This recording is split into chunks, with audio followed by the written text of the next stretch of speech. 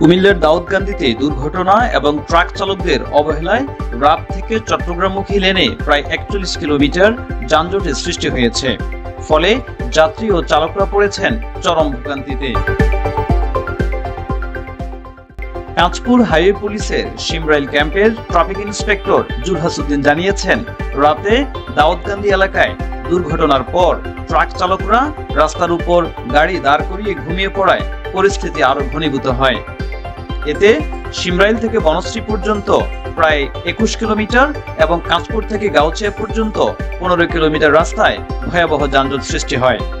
বর্তমানে ট্রাক চালকদের জাগিয়ে যানবাহন সচল করার চেষ্টা চলছে, তবে পুরোপুরি স্বাভাবিক হতে সময় লাগবে বলে জানিয়েছে হাইওয়ে পুলিশ।